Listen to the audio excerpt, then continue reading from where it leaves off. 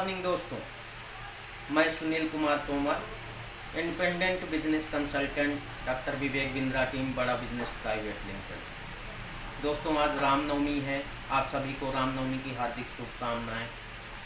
भगवान राम एक आदर्श पुरुष माने जाते हैं, मर्यादा पुरुषोत्तम। उन्होंने काफ़ी सारे आदर्श प्रस्तुत किए हैं जिससे हमें बहुत कुछ सीखने का मिलता है। भगवान राम एक आदर्श राजा थे, एक आदर्श पति थे, एक आदर्श पुत्र थे और एक आदर्श शिष्य थे। तो हम एक लेसन के बारे में आज बात करेंगे, भगवान राम की लीडरशिप फार्मूला के बारे में। बात उस समय की है जब राम सेतु का निर्माण हो रहा था। बड़े बड़े वानर, भालू, बड़े बड़े पत्थर, शिलाएं लेकर भगवान राम का नाम लिखकर समुद्र में फेंक रहे थे। तो वानरों ने देखा एक छोटी सी गिलहरी छोटे छोटे कंकड़ लेकर समुद्र में फेंक रही है।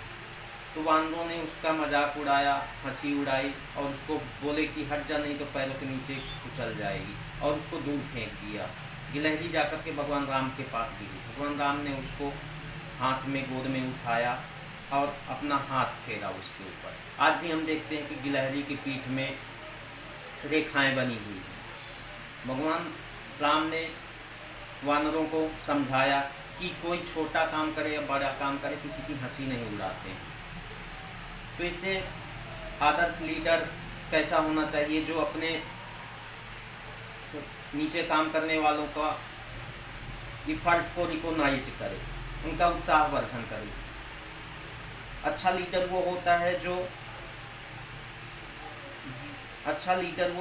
जो किसी के काम को, हमारे काम को 10 गुना ज़्यादा बढ़ा सकता। हमें कम्युनिकेट करके हमें एहसास दिला करके हमारी ताकत को कई गुना बढ़ा सकता है, जिससे हमें एहसास होता है हमारी ताकत का और हम उत्साह के साथ काम करते हैं।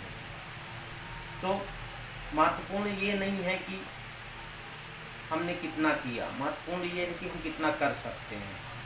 तो जो वानर थे उनकी कैपेसिटी थी, उनका पोटेंशियल था 1000 किलो चट्टान का, फिर भी वो 500 किलोग्राम का पत्थर शिला लेकर हंसते कूदते मस्ती करते हुए समुद्र में डाल रहे थे। जबकि गिलहरी का पोटेंशियल था, कैपेसिटी थी गिलहरी की 50 ग्राम की, फिर भी गिलहरी 100 ग्राम का कंकड़ लेकर के समुद्र में डाल रही थी। तो इस प्रकार से बड़े बड़े कारपोरेट सेक्टर में भी पढ़े लिखे बहुत सारे वानर हो गए हैं, जो अपने से नीचे काम करने वाले छोटे छोटे कंट्रीब्यूटर को रिकॉग्नाइज करना नहीं समझते हैं। वो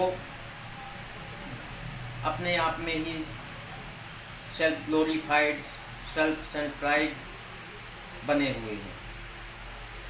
हर ईंट को लगता है कि दीवार मुझसे टिकी हुई है, जबकि उसको नहीं पता है कि ये दीवार बनने में छोटे छोटे कंकड़ों का, बालू का, सीमेंट का कितना योगदान है। जो समुद्र बना, तो समुद्र को बनने में सिर्फ वानरों का योगदान नहीं था। वानरों ने बड़ी बड़ी शिलाएं डाली, लेकिन उसमें छोटे छोटे कंकड़, बालू, जो छोटे छोटे जीव जंतु, गिलहरी जैसे, उन्होंने उसका सहयोग किया, कंट्रीब्यूट किया। उसमें छोटे छोटे कंकड़ डाले, बालू डाली, जिससे वो मजबूत बना और वो गिरा नहीं।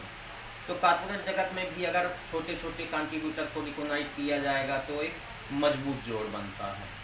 तो जो वानर थे वो 500 ग्राम की शिला लेकर जा रहे थे, जबकि उनकी कैपेसिटी 1000 किलोग्राम की थी। तो 500 अपान 1000 मल्टीप्लाई 100 बराबर 50%। और गिलहरी 50 ग्राम लेके जा रही थी, 100 ग्राम लेकर जा रही थी, उसकी कैपेसिटी थी 50 ग्राम की, मल्टीप्लाई 100, इफर्ट उसका 200%।